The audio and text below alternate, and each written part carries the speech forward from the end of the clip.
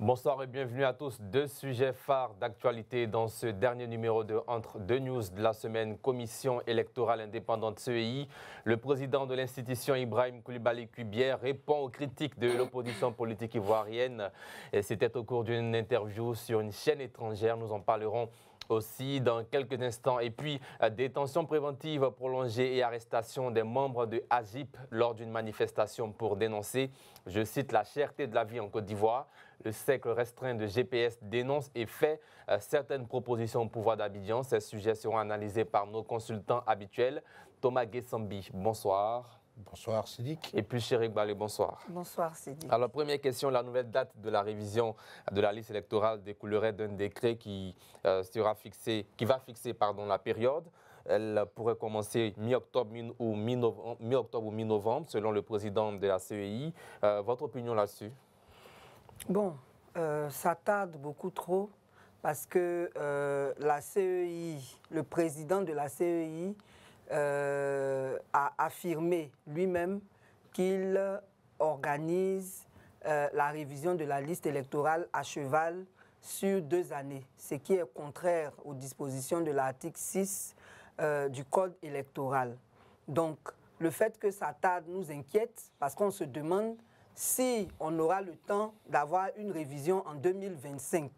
Voilà. Parce que logiquement, on devrait avoir une révision maintenant et une autre en 2025. C'est pour cela que nous avons proposé, et je pense que l'opposition a suivi également, que cette période-là s'étende carrément jusqu'en juin 2025 pour que les personnes qui ont des difficultés à obtenir la carte d'identité qui est nécessaire pour l'enrôlement puissent le faire sans pression. Bien, Thomas Guessambi est initialement prévu fin septembre.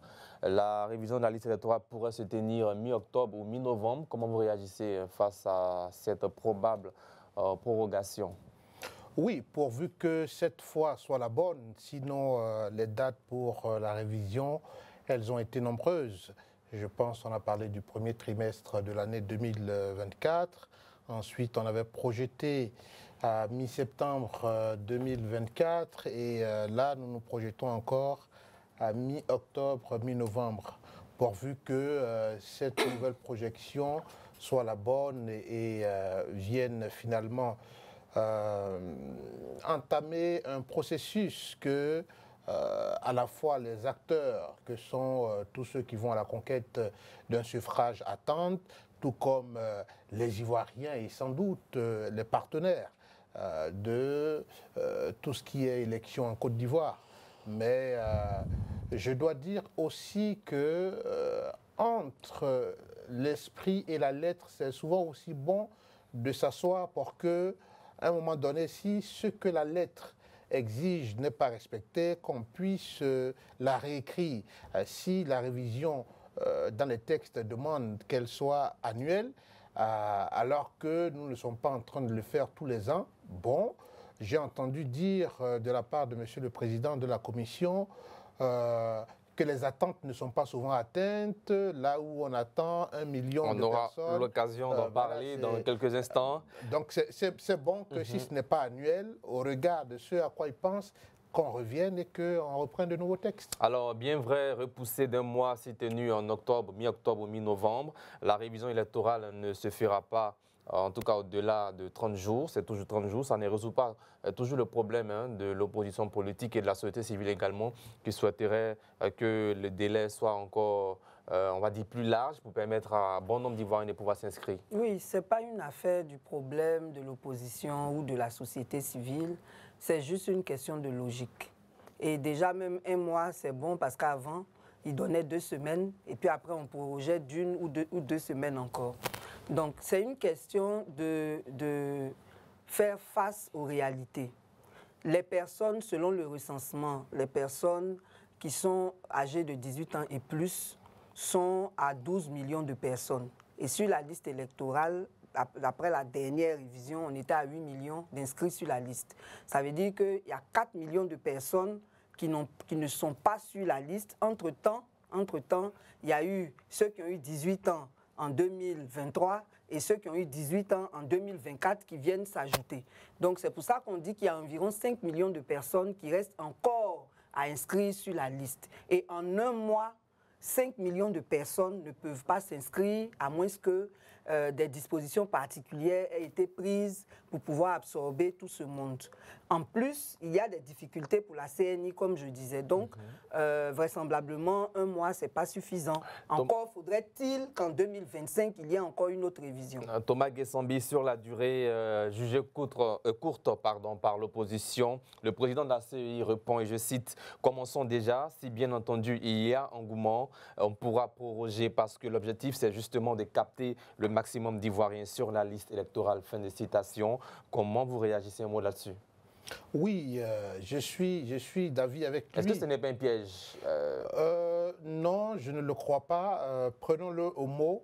Je dois dire qu'il y a eu quand même, dans le cours de la vie politique en Côte d'Ivoire, des moments où certains partis politiques n'ont pas encouragé leurs militants à aller se faire inscrire au motif que le leader n'était pas en mesure d'être dans une compétition.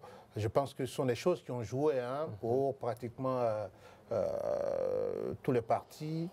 Peut-être que c'est le PDCI que je n'ai pas vu encore dans cette situation. Donc, allons-y, commençons. Et comme vous avez dit tout à l'heure, nous allons y revenir sans doute. Le président de la CEI dit que nous ne sommes pas encore souverains en matière de financement du processus. Donc il y a sans doute des bailleurs, il y a sans doute des emprunts ou des financements extérieurs qui viennent pour soutenir le pays dans l'organisation des élections. Donc, pourquoi lancer une procédure ou un processus qui coûterait de l'argent si, in fine, on n'atteint pas le nombre qu'on veut? Pilcheri vient de parler de 4 millions. Donc, on aurait voulu, par exemple, qu'au cours de la révision, on ait pu capter au moins la moitié des 4 millions, sinon plus, que aller et capter un dixième des 4 millions. Ça va demander sans doute encore de relancer. Alors qu'une fois qu'on relance et qu'il y a un engouement, bien entendu, on peut prolonger. Bien, Pilcheri Gbale, commençons déjà. Si bien entendu il y a un engouement, on pourra proroger. Comment vous réagissez à ces propos-là? Bon, moi je pense que normalement même, on devait instaurer une inscription permanente. Parce qu'il y a des mairies, il y a des sous-préfectures. On n'est pas obligé d'attendre des financements particuliers pour organiser la révision. C'est coûteux et ça ne donne pas des résultats probants, comme lui-même il le dit. Donc quand c'est comme ça, on analyse la situation et puis on prend d'autres décisions qui sont moins coûteuses et plus porteuses. C'est-à-dire quoi? Le basculement automatique? Le basculement automatique, c'est une solution. Alors, mais en plus, on aurait pu, sans basculement automatique, mettre à contribution les mairies et les sous-préfectures. Selon le président de la CEI, dans cette même interview accordée à nos confrères de TV5 Monde, certains partis de l'opposition ivoirienne auraient refusé le basculement automatique parce qu'ils estiment qu'à 18 ans, tous ceux qui ont 18 ans, ne sont pas forcément des Ivoiriens. Non, mais ça, ce n'est pas un argument qui est valable. Ah, mais la faute, c'est l'opposition politique. Non, il est libre d'accuser l'opposition s'il le veut, mais quand on vous nomme à ce poste-là, il y a des responsabilités que vous prenez. Malheureusement, lui-même, il se définit comme un exécutant. Ça veut dire que les gens réfléchissent et puis on envoie, eux, ils exécutent. Alors que normalement, il faut rappeler dans quel contexte la CEI a été créée. La CEI a été créée parce que l'opposition ne faisait plus confiance au ministre de l'Intérieur pour organiser les élections. Donc, cette CEI-là, elle est censée créer une confiance entre tous les acteurs, mais elle est censée aussi prendre toutes les décisions qui vont aussi dans le sens de la paix, parce que la plupart de nos guerres sont électorales. Ça veut dire que la responsabilité de la CEI dans la paix, là, c'est important. On peut écouter ce que l'opposition dit, on peut écouter ce que la société civile dit, mais la CEI a le devoir d'analyser ce qui est bon pour que le processus soit transparent et crédible. Donc, le basculement, ça ne veut pas dire forcément qu'on va basculer tous les 18 ans. Il y aura forcément, si on veut le faire, on va mettre en place un système qui fasse le tri entre les Ivoiriens et les non-Ivoiriens. Donc moi, je pense que ça, ce n'est pas un argument qui est valable. Mais avec les mairies, ce serait compliqué, hein, parce que sur un extrait de naissance, ce n'est pas marqué que vous êtes Ivoirien ou Congolais, par exemple. Non, mais les gens viendraient avec leur certificat de nationalité, c'est simple. Bien. Thomas Guesson, mes réactions là-dessus, hein, certains partis politiques auraient refusé, selon le président de la CEI, le basculement automatique sur la liste électorale. Oui, c'est ce que nous avons tous entendu au cours de cette interview. Ce que je veux dire, c'est que il y a quand même des mécanismes au travers desquels on nous demande par moment notre nationalité. Quand on passe les examens scolaires, depuis l'entrée en 6e jusqu'au BEPC, je pense qu'on demande toujours la nationalité dans les fiches que nous remplissons. Donc déjà, pour moi, ça, ce sont des éléments qui peuvent renseigner sur la question de la nationalité jusqu'à sa vérification, peut-être après. Mais ce que je dois dire, c'est que c'est vrai qu'il a dit qu'il est exécutant, mais par moment aussi, il a dit qu'il faisait des propositions dans le sens de l'amélioration. Mais nous sommes en face des acteurs qui me font très souvent penser aux acteurs du football, où on a vite fait d'être acteur d'une faute, mais on se lance, on se laisse aller tomber, tout ça pour influencer. Vous parlez des politiques ivoiriens? Non, mais pas seulement peut-être en Côte d'Ivoire, mais un peu partout. Je le dis pourquoi? Parce que effectivement, on a pensé à un moment donné, depuis 1990, que quand l'organisation des élections dépendait du ministère de l'Intérieur, on se disait, le président de la République nomme son ministre de l'Intérieur. Ça voudrait dire, en d'autres termes, que c'est lui qui organise, il est jugé parti. Donc on a souhaité depuis 2000 mettre en place une commission indépendante, mais je pense que cette commission a eu ses premières épreuves l'année même où elle a été mise en place, où le général Guéhi n'était pas d'accord avec les résultats que cette CEI a donnés, qui était au passage dirigé par un homme de la société civile. Ça s'appelait CNE à l'époque. Oui, je vais dire selon c'est à partir de 2000. Exact, selon la dénomination, mais c'était toujours un organe indépendant d'organisation. Donc, qui du parti au pouvoir, qui de l'opposition a raison? Bon, on ne sait pas, mais toujours est-il qu'il faut organiser les élections. Et puis, sur cette question, c'est toujours bon de créer un cadre d'échange. Et je pense que ça a été évoqué dans cette interview, un cadre d'échange entre tous les acteurs, un cadre d'échange périodique à la limite. Ça peut être par semestre, ça peut être annuel, pour ce qu'on n'a pas pu juger hier utile et qu'on juge aujourd'hui, qu'on puisse rattraper pour qu'il y ait toujours un climat de paix qui accompagne toutes sortes d'échéances. Bien, Ibrahim Coulibaly Kuibié a dit encore, je cite, hein, on cherche à sensibiliser le maximum des citoyens. Figurez-vous, une révision de la liste électorale coûte beaucoup d'argent pour un résultat qui ne mérite pas d'être annoncé selon lui. La moyenne est de 150 à 200, voire 250 000 personnes par révision, là où on s'attend à 1 million ou voire 2 millions de personnes sur la liste électorale. Comment vous réagissez, hein? Les chiffres sont très bas. Oui, les chiffres sont bas parce que la CEI n'a pas une bonne stratégie. Là, il est en train de parler de sensibilisation et c'est en France qu'il s'en va sensibiliser, là-bas où les gens ont une éducation citoyenne suffisamment bonne pour savoir qu'il faut aller se faire inscrire. C'est à l'intérieur ici qu'il faut sensibiliser les gens à s'inscrire sur la liste électorale et il faut le faire à temps. Habituellement, c'est à 2-3 mois des échéances électorales qu'on lance la société civile sur le terrain pour aller sensibiliser. Aujourd'hui, ils s'y sont pris un peu plus tôt, au mois d'août. Ils ont demandé, ils ont fait un appel à candidature pour que des organisations viennent. Mais moi, je pense que c'est une question de stratégie. On ne devrait pas attendre les périodes électorales même pour demander aux gens de s'inscrire sur la liste. Et c'est pour cela que si c'est un basculement, ça sera encore plus facile. Ou alors, si c'est permanent, ça sera automatique et on n'aura pas besoin de campagne pour ça. Ça va faire économiser. Thomas Guessambi, hein, vous aviez attendu cette question, 150 à 200, voire 250 000 personnes qui sont inscrites très souvent sur la liste électorale en Côte d'Ivoire pour un objectif qui est de 1 million, voire 2 millions de personnes. Comment vous réagissez face à ces chiffres? Non, ce sont des choses qui s'expliquent. Et un des arguments peut être la culture de la participation aux joutes de ce genre. tout comme le désintéressement de la politique et de ses effets sur la vie de tous les jours des citoyens. Et puis, bien entendu, qu'est-ce que je peux gagner en fin de compte. Mais il y a quand même des éléments qui font bouger un peu, je veux dire, la ligne en matière de mobilisation sur le terrain. Nous savons tous que ce soit la CEI, tout comme l'administration fiscale, elles utilisent par moments les supports de communication pour sensibiliser, peut-être sur la question de la fiscalité, sur la question électorale, mais l'Ivoirien ne bouge pas suffisamment.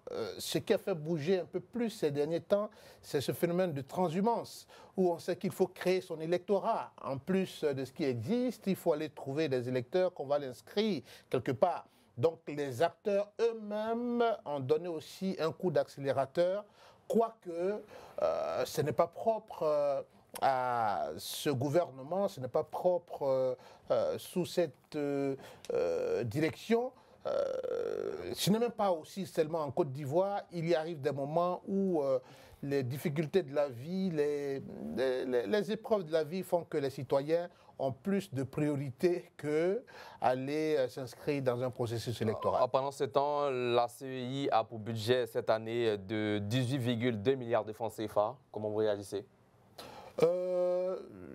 Les élections sont coûteuses. Elles sont coûteuses. Je vais dire... juste 2024, je vais dire, il n'y a pas un caractère coercitif, autant pour moi, où ce serait peut-être manquer à une obligation si on ne va pas exercer son droit. C'est un droit qu'on va exercer. Donc la CEI peut communiquer, mais elle n'a pas pour obligation d'attraper le citoyen pour l'emmener ou l'intégrer dans le processus. Bon, le droit de vote n'est pas obligatoire. Donc. Voilà, donc ça peut expliquer cela. Vous voulez réagir sur le budget annuel 2024? Non, moi le budget, je sais pas ça. C'est insuffisant? Insuffisant par rapport à quoi?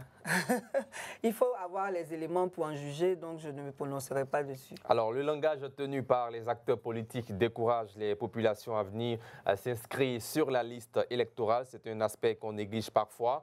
Le ton des discours politiques, quand on sait l'histoire de la Côte d'Ivoire, ça a été en tout cas abordé par le président de la CEI. Oui, en fait, la CEI a été créée pour assurer les Ivoiriens.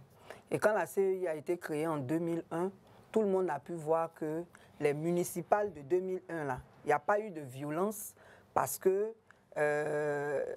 l'actuel parti au pouvoir avait eu beaucoup de sièges. Il n'y a pas eu de problème. Et ça avait été organisé par M. Camille Ogué. Après, il est parti. Et quand lui, il est parti, tous les autres présidents de la CEI qui sont venus ont commis de graves impairs qui ont mis à mal la crédibilité de la CEI. Et c'est pour cela qu'une organisation de la société civile a demandé à la Cour africaine des droits de l'homme et des peuples d'intervenir. Un arrêt a été pris pour que cette CEI soit réformée. Malheureusement, on n'a pas eu de réforme, on a eu une recomposition. Et dans cette recomposition, le parti au pouvoir est majoritaire, quoi qu'ils disent. Du coup, la CEI n'inspire pas confiance. Et le fait que nos élections soient toujours accompagnées de violence, ça décourage aussi les citoyens.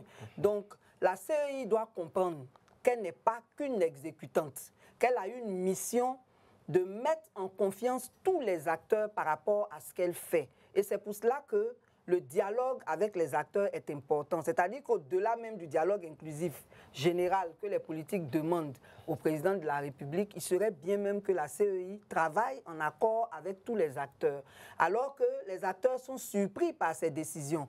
Un matin, on se lève, on dit, bon, on s'en va faire la révision de la cartographie électorale. Après, c'est l'installation des CEI locales où la société civile n'existe pas. Ensuite, il y a la révision électorale qu'on attend depuis, parce que ce n'est pas la CEI qui décide, c'est le gouvernement qui décide. Du coup, elle ne travaille pas de concert avec les autres acteurs, elle n'est pas indépendante comme le prétend sa dénomination, et tout ça, ça affecte la confiance que tous les acteurs devraient mettre dans la CEI, devraient mettre dans les élections. Il y en a qui estiment qu'aller voter, c'est une perte de temps parce que le résultat est su d'avance. Bon, on ne peut pas les empêcher d'avoir leurs opinions, mais tout ça, c'est la CEI qui ne fait pas ce qu'il faut pour que tout le monde soit en confiance. Il aurait fallu, à mon avis, que avant même d'entamer toutes ces opérations, la CEI ait une réunion avec tous les partis, avec la société civile pour présenter son calendrier, recueillir quand même des avis, prendre les avis qui seraient pertinents et puis mettre en œuvre. Quand c'est comme ça, il y a moins de critiques sur ce qu'elle fait et il y a plus de cohésion, plus d'harmonie dans tout ce qui se passe. Donc pour vous, hein, le ton des discours n'a rien à voir avec ce qui démotive certains Ivoiriens à aller s'inscrire sur la liste électorale? Oui, bien sûr. C'est un discours démagogique. Bon. En plus, il s'est même mélangé les pédales avec la liste électorale. Lui-même, il jette le discrédit sur son institution. Bien. Le président de la CEI accuse aussi les acteurs politiques qui décourageraient les populations à aller s'inscrire sur la liste électorale du fait des discours parfois tenus. Oui, est-ce qu'il a tort? Oui, ça n'est pas faux. C'est ce que je vous ai dit. Il y a eu, je pense, depuis la crise post-électorale jusqu'à la présidentielle de 2020, l'ancien, si vous voulez, le FPI, et puis ce qui est devenu après une partie du FPI, le PPACI, était dans le boycott. Tout comme, je pense, à la présidentielle de 2000, à laquelle l'actuel président n'a pas participé, et l'élection de 2001 dont parle Mme Balé était beaucoup plus ouvert pour une question peut-être d'apaiser un peu les cœurs. Et donc, de ce point de vue, on peut dire que les discours n'ont pas souvent favorisé l'engagement ou l'adhésion de ceux qui sont acquis à la cause d'un leader au processus électoral. Donc, ce que je dois dire, c'est que la CEI, dans son cadre de fonctionnement, n'a pas cette initiative avec les hommes politiques, les acteurs politiques. Cela émane du gouvernement. La CEI s'est limitée, bien entendu, en faisant fond sur son cadre de fonctionnement à des questions de fair play dans le processus électoral, notamment le scrutin qui arrive. Mais est-ce que le discours politique à lui seul, surtout avec des tons qui reflètent un peu la violence, est-ce qu'à lui seul peut expliquer le fait qu'il y ait moins d'engouement? Non, au contraire, je pense que quand il y a aussi certains discours qui sont par moments durs, c'est le lieu pour certains leaders de demander aux électeurs, de demander à la population électorale de prendre toute sa part pour faire partir le parti qui est au pouvoir. Je pense que ça, ce sont des discours qu'on entend aussi surtout de l'opposition souvent, tout comme le parti au pouvoir qui pense qu'au vu des réalisations qui sont sans doute les infrastructures que tout le monde peut voir facilement, il y a lieu d'aller plébisciter, il y a lieu d'aller reconduire encore la politique que nous suivons. Donc oui, le discours politique peut influer sur l'engouement, sur l'adhésion des citoyens à l'inscription, à la révision, mais il ne peut pas à lui seul expliquer le fait que les électeurs, les potentiels électeurs puissent s'intéresser au jeu électoral ou pas. Alors, composition de la CEI, tous ceux qui doivent être membres de la CEI y sont en termes de nombre. Le PDC, RDA, PPAC, RHDP, FPI, société civile, selon le président de l'institution. Ces personnalités ont été désignées au terme d'un dialogue national, précise Ibrahim Coulibaly Cubière. On se demande finalement que veut ou cherche l'opposition politique ivoirienne, réaction là-dessus, qui estime que la CEI n'est pas indépendante et pas équilibrée. Oui, je peux lui donner raison, mais cela me ramène toujours à qui est bon perdant et à qui est bon gagnant dans ce jeu. Il me souvient que après la crise post-électorale, dans la recomposition de la CEI, finalement, un ancien ministre sous le président Gbagbo avait fait son entrée au compte, je pense, du FPI à la CEI, M. Dogou, je pense, si j'ai le bon nom. Donc, Mais le problème qui se pose à ma conscience, c'est le fait de ne pas faire exactement la charge qui nous a été confiée, mais de nous laisser gagner plus par notre opinion, notre penchant politique que faire ce que nous avons à faire. Aux États-Unis, en France, dans certains pays où le jeu démocratique ne va pas avec toute la violence, mais ce ne sont pas des extraterrestres qui organisent. On ne va pas prendre des étrangers pour venir organiser des élections. On ne prend pas des extraterrestres. Ce sont des citoyens de ces pays-là qui organisent ces élections.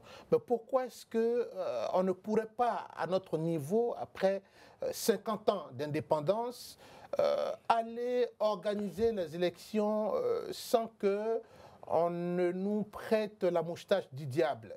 Je veux dire, souvent les mauvais perdants peuvent le faire, mais il arrive aussi souvent que certains membres puissent aussi se rendre complices. Bien. Voilà. Alors, puis, Chéric Balin, tous ceux qui doivent être membres de la CEI y sont. Ce sont les propos du président de la CEI. Il a parlé des partis qui sont représentés, le PDC-RDA, le PPAC, RHDP, FPI et la société civile. Comment vous réagissez?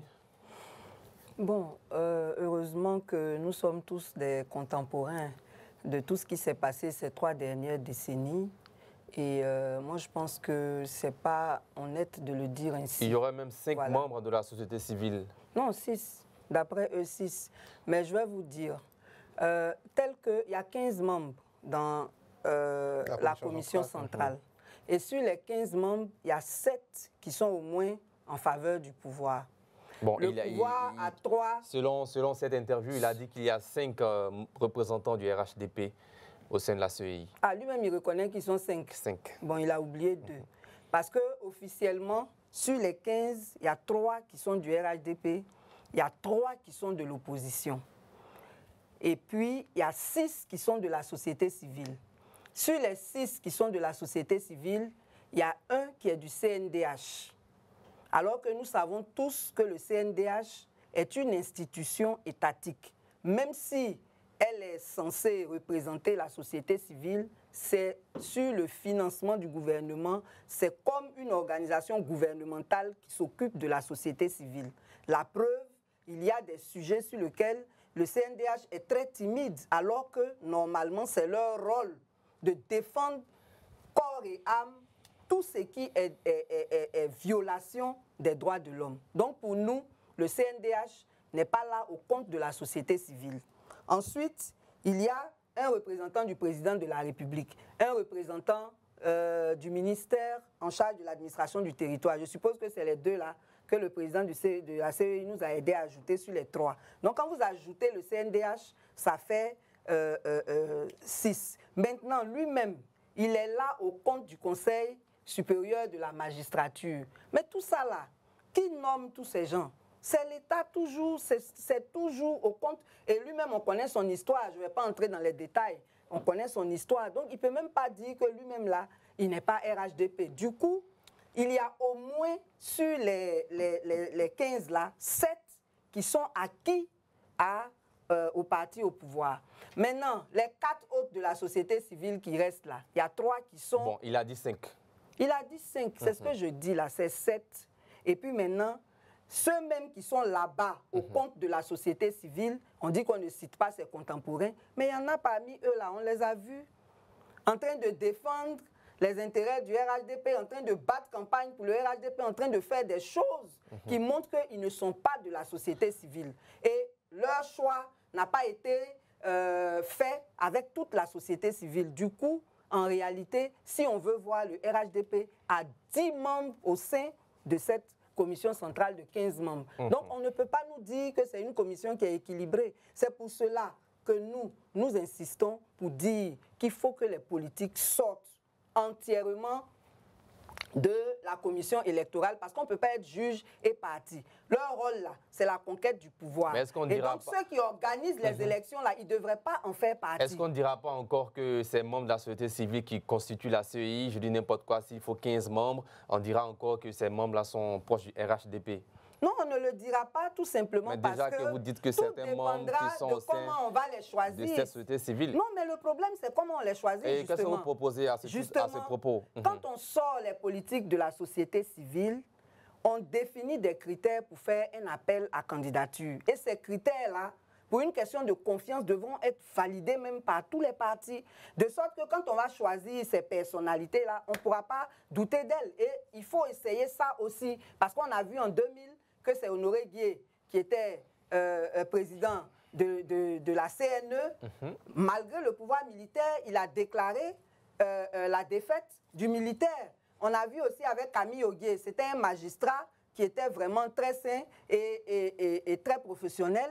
Il a organisé les élections en 2001, il y a eu des violences. Donc, franchement, il faut qu'on essaie autre chose. Et il faut qu'on ait le courage de l'accepter. Alors, radiation de la liste électorale de Laurent Gbagbo, Charles Blé Goudé et Guillaume Soro, Ibrahim Coulibaly Kubière.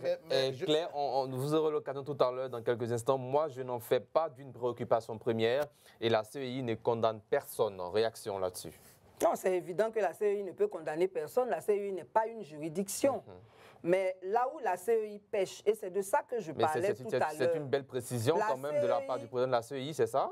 Belle précision par rapport à quoi? C'est du vent. Ce qui est important, c'est de dire pourquoi est-ce que ces personnes-là ne sont pas sur la liste électorale. C'est ça qui est important de préciser. Dire simplement que la CEI ne juge pas, c'est tellement évident que ce n'était pas nécessaire de le dire. Quand on demande que le président Laurent Gbagbo soit inscrit sur la liste électorale, ce n'est pas un service qu'on demande à quelqu'un. Mais c'est le travail de la justice ivoirienne. Mais justement, et non de la CEI. La Cour africaine des droits de l'homme et des peuples a demandé sa réinscription sur la liste électorale en septembre 2019 par un arrêt. Pareil pour le président Guillaume Soro, la Cour africaine a demandé qu'on arrête les poursuites contre lui et qu'on l'inscrive aussi sur la liste. Donc quand on en parle là, c'est pas parce qu'on veut supporter quelqu'un.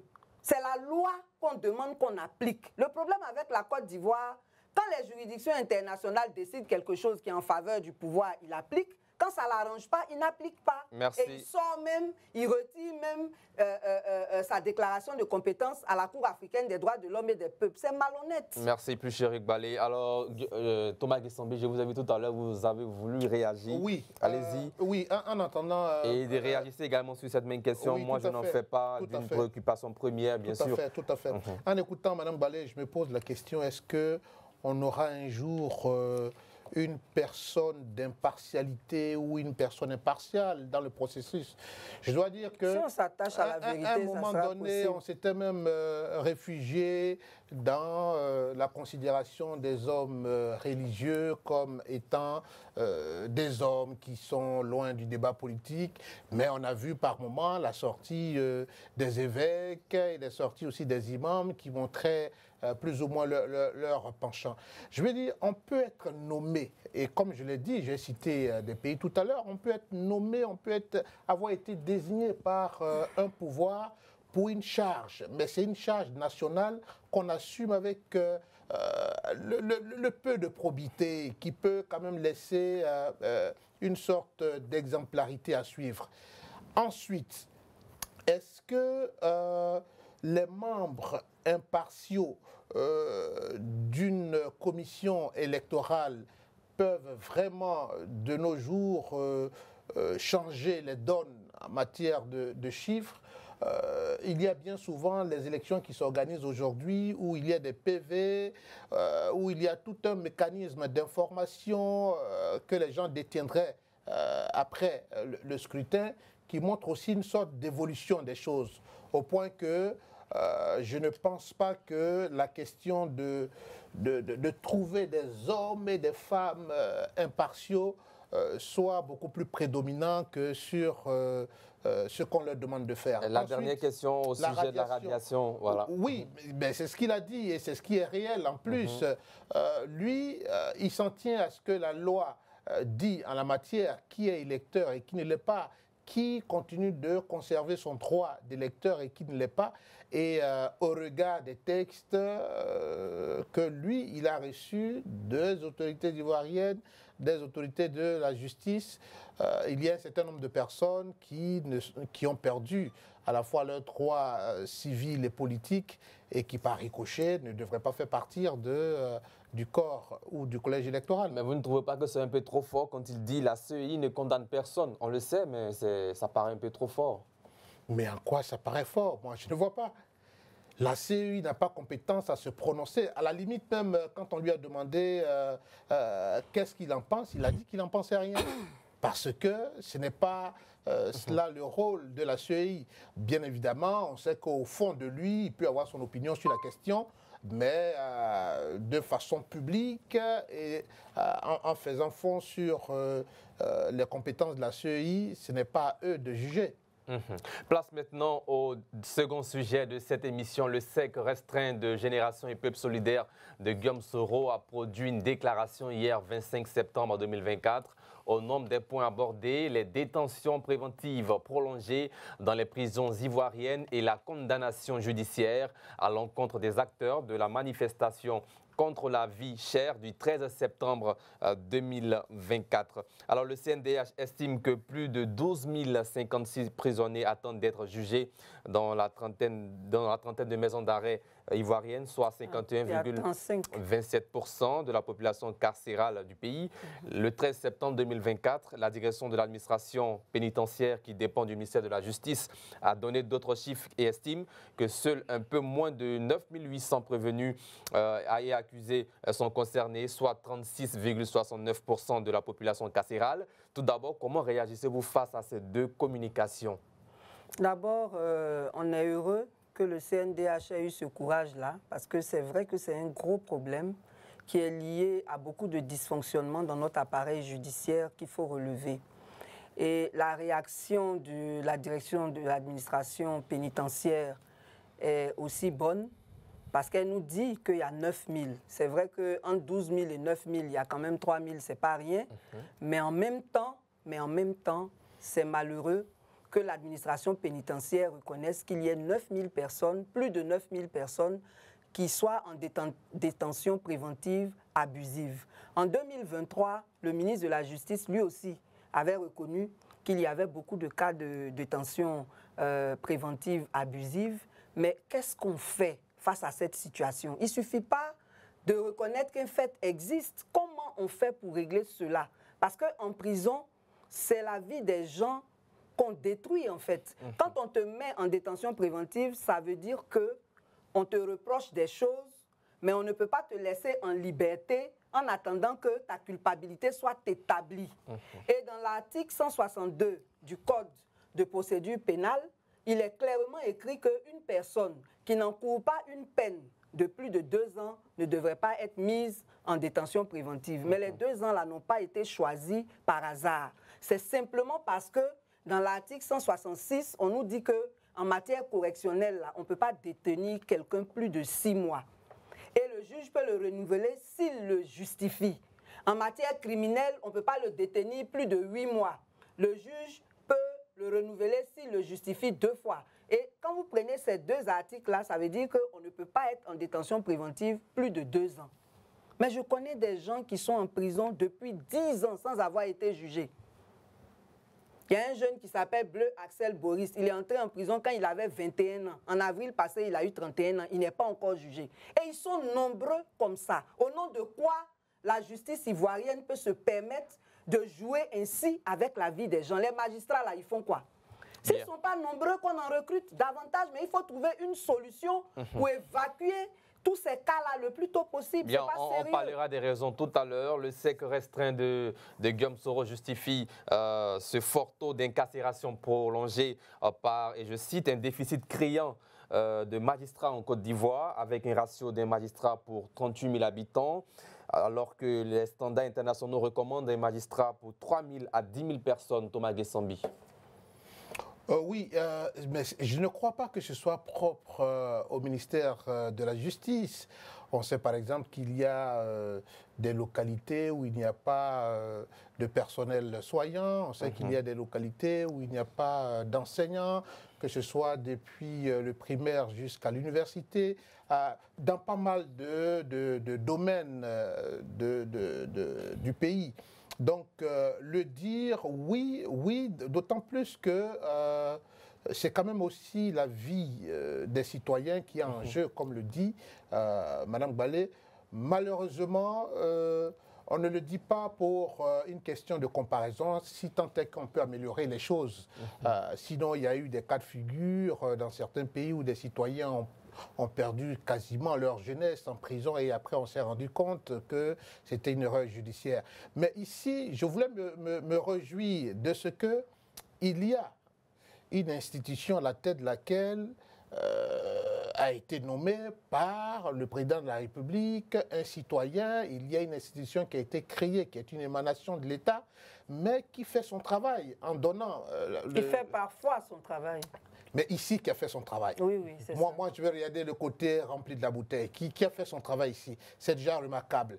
Je sais aussi que quand nous allons même sur le site de l'autorité de la bonne gouvernance, quand l'autorité de la bonne gouvernance parle de corruption, elle cite l'administration judiciaire comme la première administration en matière de corruption. Donc, ça veut dire quoi? Ça veut dire qu'on peut être une émanation de l'État et faire son travail, et donner les chiffres, et faire ce qui est juste. Maintenant, quand on regarde, selon que ce soit 12 000, selon que ce soit 9 000, qu'est-ce qu'on fait? C'est ça la question. Quand on se rend compte qu'il y a des failles ici, qu'est-ce qu'on fait? On les corrige. Et je pense aussi que c'est ça qui est la démocratie. Ça veut dire l'opposition relève des choses qui ne manquent pas. Ça ne veut pas dire qu'elle veut forcément la tête des gouvernants, mais c'est pour que ce soit amélioré.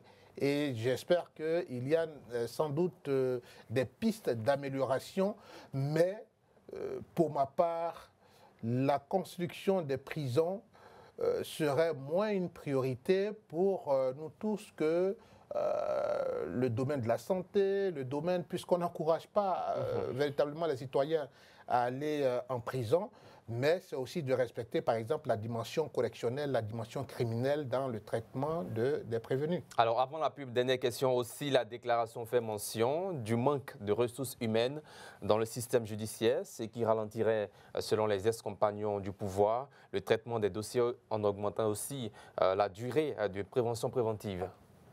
Des détentions préventives, moi, je pense que c'est pas ça la vraie raison. Comme il a dit tout à l'heure, dans tous les secteurs d'activité, il y a des déficits de personnel. Mais quand c'est comme ça, qu'est-ce qu'on fait? Déjà, depuis la police, la gendarmerie, qui sont les premières institutions qu'on saisit pour les plaintes, il y a des dispositions qui devaient être prises là-bas pour ne pas que les gens aillent systématiquement en prison. Moi, j'ai vu une femme en prison, quand nous on était là-bas, elle est venue pour 19 000 qu'elle a volé. Ça veut dire quoi? Les prisons sont surpeuplées. Actuellement où je vous parle, même dans les couloirs, dans les paliers, les gens dorment là-bas parce que c'est surpeuplé. Quand on ferme les cellules, les gens étouffent, certains meurent, on n'en parle pas. Donc, ce n'est pas une question de sous-effectif dans l'appareil judiciaire. C'est une question de respecter les procédures, d'adapter les procédures aux réalités. Quand on n'a pas suffisamment de juges, on ne met pas systématiquement les gens en prison. On doit pouvoir serrer les délits de sorte à ce que certains puissent effectivement aller en prison quand ils ont commis des crimes qui sont vraiment graves, qui mériteraient qu'ils soient exclus de la société pour un temps.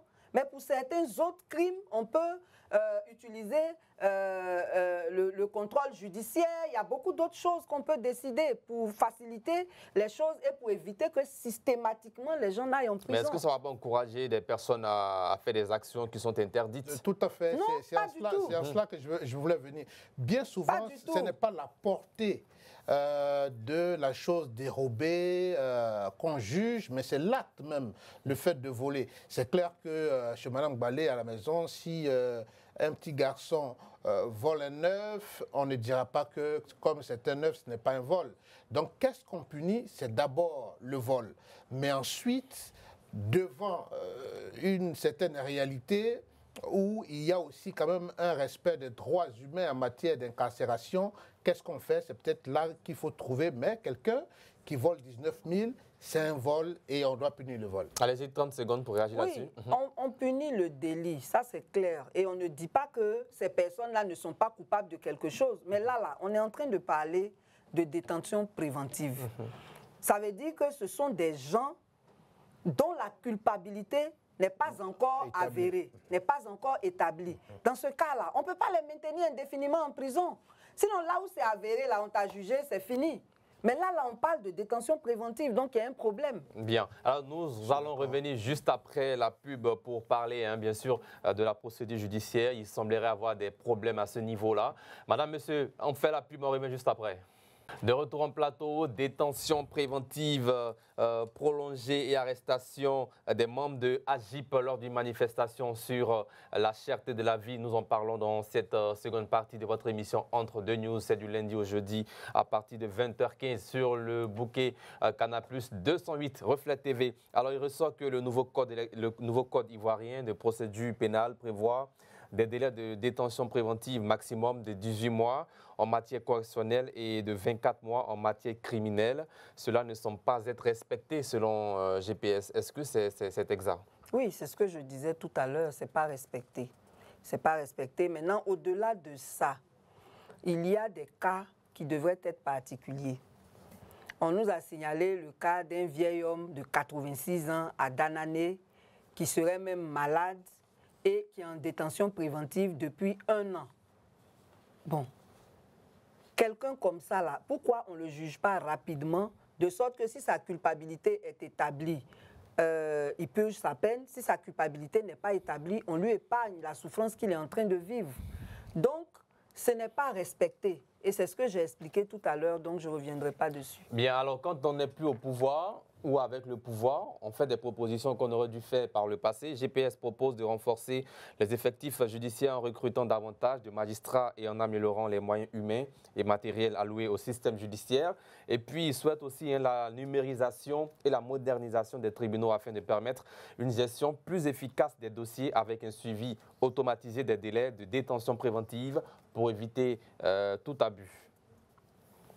Ne demandons pas, une belle proposition. Ne demandons pas naturellement à quelqu'un qui fait une cour à une femme de dire exactement ce qu'il est. Il serait plus en train de lui promettre monts et merveilles que de lui dire combien il gagne. Mais qu'est-ce que vous pensez de cette proposition? Ça pourrait améliorer quelque chose au niveau du système judiciaire ivoirien. Mais c'est ce que nous tous nous souhaitons. Mais le constat, c'est que tous nos dirigeants qui sont partis de l'opposition jusqu'au pouvoir, ils ont fait des promesses en matière d'emploi, en matière d'amélioration des conditions de vie et de travail de leurs concitoyens, sans tenir peut-être compte de la réalité de la gestion du pouvoir qui les a rattrapés après. Sinon, évidemment, on allait dire, mais GPS, vous ne faites que critiquer, mais qu'est-ce que vous proposez? Il propose, mais je voulais me féliciter de ce que celui qui dirige GPS a été à un poste éminemment important au cœur du système pour savoir qu'il y a des contraintes de l'État qui font que ce n'est pas tout ce que les citoyens souhaitent qu'un État peut leur offrir. Bien. Alors, le SEC restreint de GPS propose aussi une surveillance citoyenne avec l'implication des ONG et d'associations pour permettre de renforcer la transparence et d'exercer une pression continue sur les autorités afin qu'elles respectent les lois et les droits des détenus. C'est des questions qui vous intéressent, vous, société civile? Oui, cette surveillance s'exerce. Le problème, c'est qu'on n'écoute pas. C'est ça le problème. Sinon, toutes les organisations des droits humains dénoncent tout ce qui ne va pas. Elles font aussi des plaidoyers.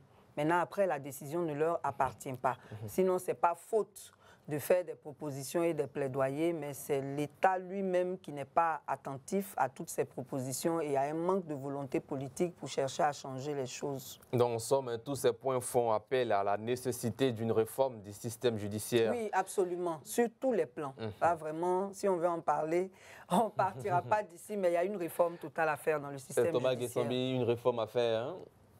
Oui, et qui sera sans doute coûteuse, parce que si on se réfère à la Cour pénale internationale, qui est quand même une sorte d'émanation des organisations internationales, avec la contribution, la participation d'un grand nombre de pays, on sait par exemple que pour certains procès, on attend bien le financement pour que le procès se déroule. Donc ça veut dire que l'action judiciaire ne va pas en s'améliorant sans des ressources à la fois financières, et ce sont ces ressources financières même qui peuvent augmenter le nombre de personnes qui devraient Il faut d'abord mener la réflexion au moins.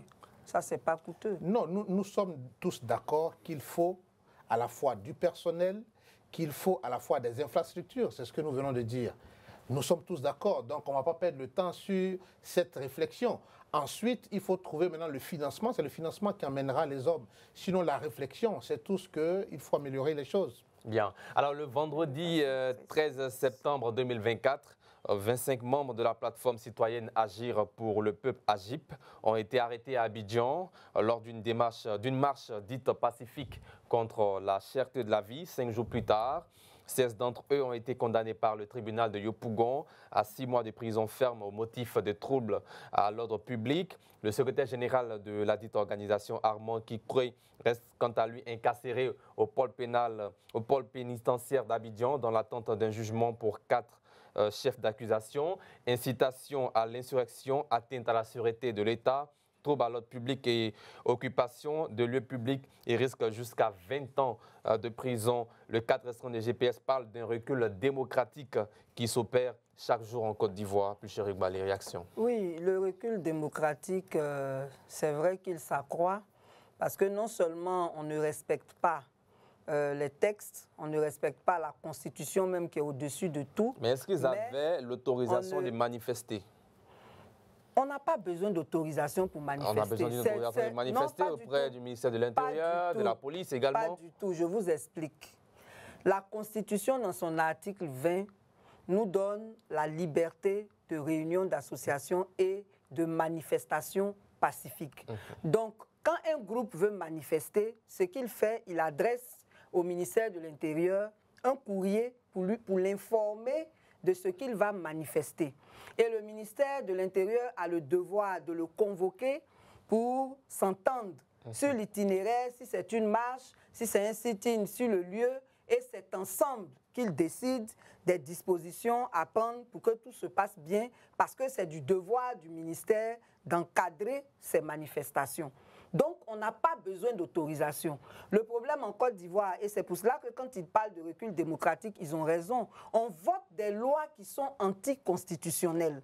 C'est ainsi que le code pénal a été modifié en catimini en 2019 et on s'est rendu compte, après sa validation, que dans les articles 196 à 200, on soumettait désormais les manifestations à autorisation. Et cela est en vigueur? Donc ça, c'est anticonstitutionnel. Et cela est en vigueur actuellement? C'est en vigueur, mais ce n'est pas normal. Alors, parce qu'aucune loi n'est au-dessus de la Constitution. Agip n'a rien violé du tout. Ah, mais si les textes disent qu'il faut avoir une autorisation. Non, les textes sont anticonstitutionnels. Je suis en train de vous dire estimez que c'est anticonstitutionnel? Je n'estime pas la Constitution, là.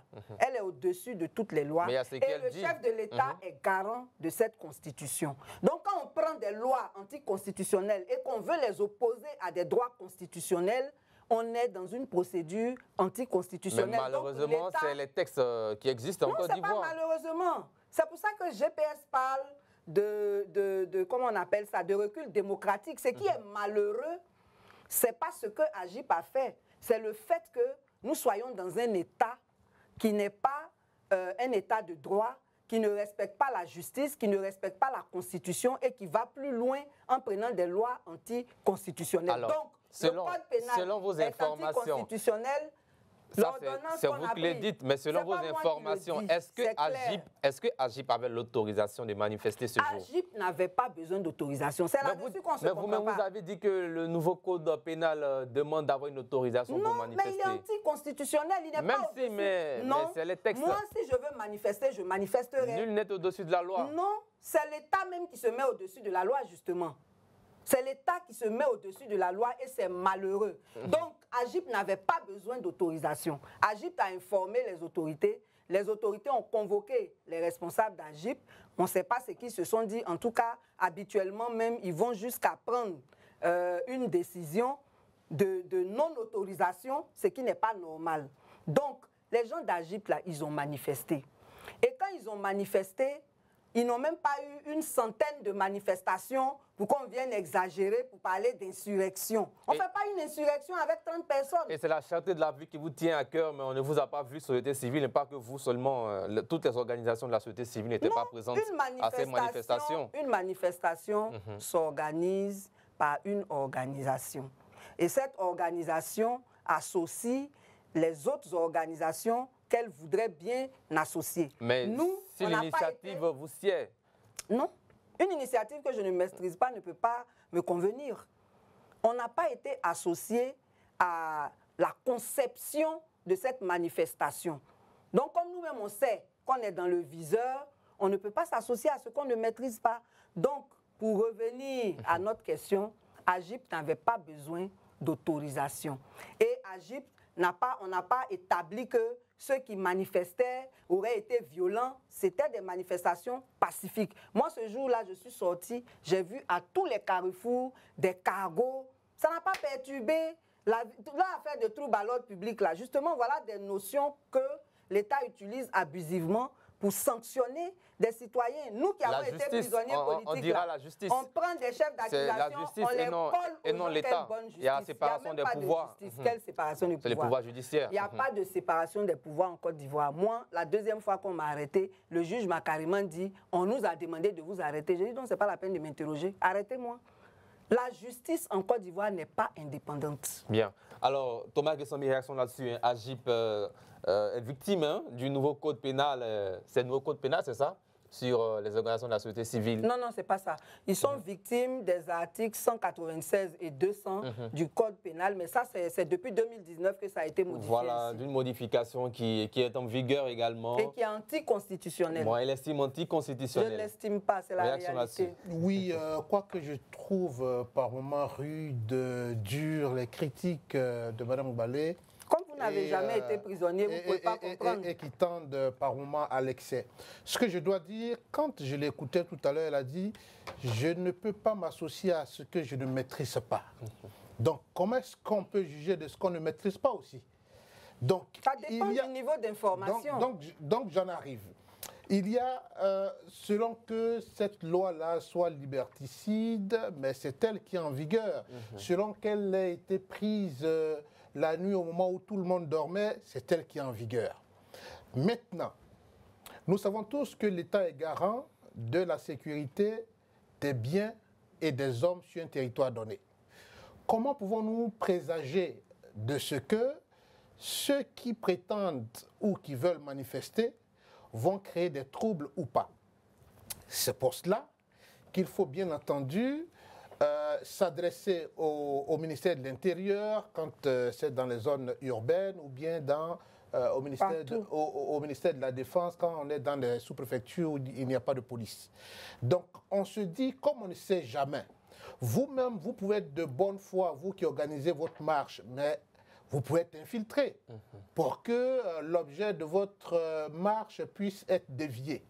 Donc de ce point de vue, il faut toujours prendre les garanties nécessaires avec le ministère de l'Intérieur ou bien le ministère de la Défense. Ben, il se trouve que si vous allez marcher avec toute la bonne intention et que vous n'avez pas pris ces précautions-là, mais bien évidemment, vous tombez... Ils ont pris les précautions. Est-ce que le ministère... C'est l'État qui n'a pas répondu favorablement. Oui, mais donc ce n'est pas une précaution. Mais il n'avait même pas refusé, justement. Oui, c'est ce que je dis. Je veux dire... C'est vu comme un bras de fer. Ce n'est pas un bras de fer. La procédure, c'est d'informer la préfecture d'Abidjan. Quand c'est à l'intérieur aussi, c'est les autres préfectures, on veut manifester. Ça peut être oui ou et non. maintenant, ça peut même pas être non. Ça peut pas être non. C'est une information. Dans l'ancien code. C'est pas une affaire d'ancien code. Dans la Constitution qui est au-dessus de tous les codes là, c'est une information. Donc l'État se doit de prendre les dispositions qu'il faut.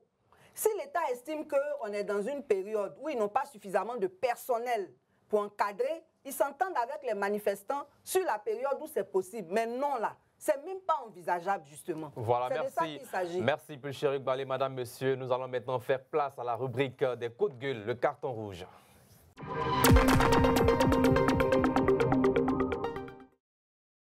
Voilà le premier carton rouge de cette émission avec Thomas Gessambi.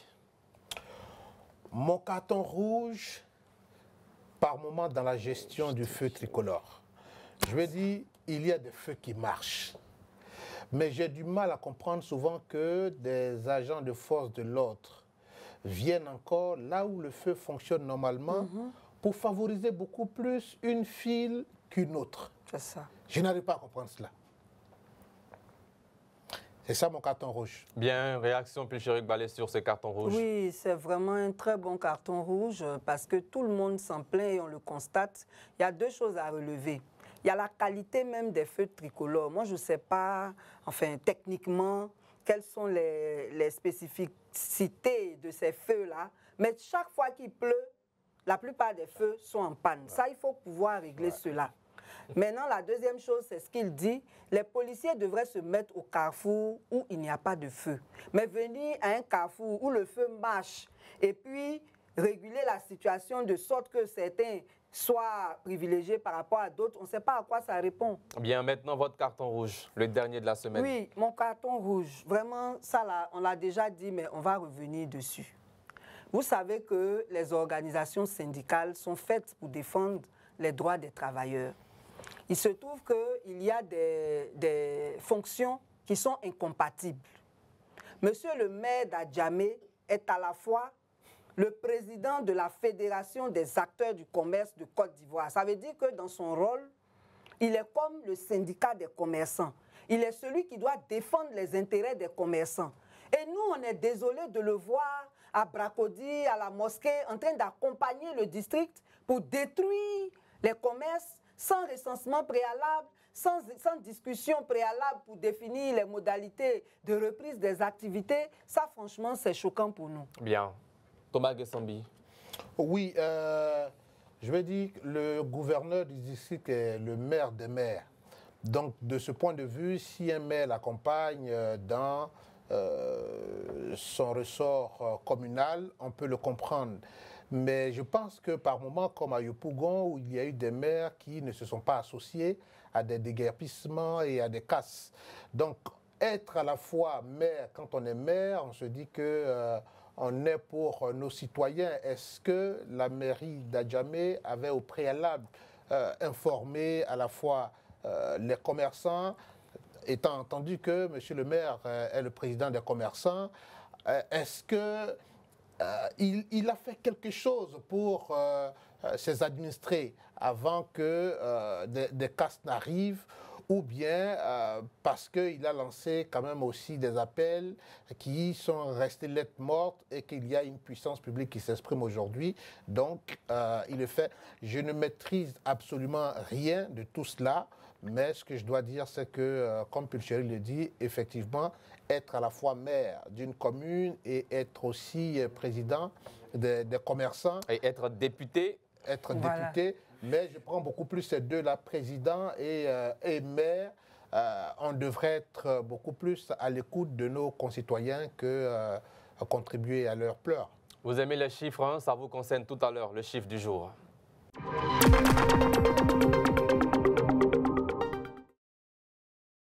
Le chiffre du jour, 62. Je n'ai jamais trouvé. 62. Non. 60. Alors, la Côte d'Ivoire est l'un des pays africains où l'espérance de vie a connu une amélioration ces dernières années. Le taux de mortalité baisse progressivement grâce à la politique du gouvernement en Côte d'Ivoire.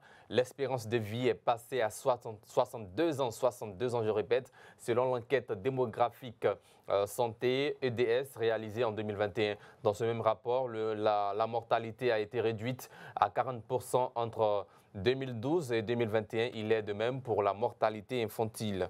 Chérif Balé, comment vous réagissez, hein, le taux, l'espérance de vie en Côte d'Ivoire a évolué, 62 ans désormais. Bon, si les résultats de cette enquête sont fiables, c'est une très très bonne chose. Nous tous, on souhaite que tout le monde vive le plus longtemps possible, mais en même temps, il faut dire qu'avec tous les dysfonctionnements qu'il y a dans le système de la santé actuellement, il serait important de prendre les mesures qu'il faut pour pallier toutes ces insuffisances-là. Et je crois que récemment, le ministre de la Santé a pris certaines décisions. On espère qu'elles vont réellement s'appliquer pour continuer à améliorer cette espérance de vie. Thomas Gessambi, 62 ans, espérance de vie en Côte d'Ivoire. Réaction? Oui, moi, il y a deux éléments qui, pour moi, sont essentiels et qui contribuent à l'espérance de vie. Il y a l'accès aux soins. Non seulement l'accès aux soins, mais la qualité des plateaux techniques et une sorte de professionnalisme du personnel soignant. Donc il y a ce qui est lié au ministère de la Santé. Il y a aussi la pauvreté. Je dois dire que cette information, oui, elle peut faire plaisir dans la mesure où nous qui n'avons pas peut-être encore 62 ans, on se dit qu'on aura au moins 62 ans, mais je dois dire qu'il y a une sorte de paupérisation due au changement climatique dans les zones rurales qui fait que l'espérance de vie est plutôt inversée. Nos parents vivaient beaucoup plus longtemps qu'aujourd'hui dans nos zones rurales.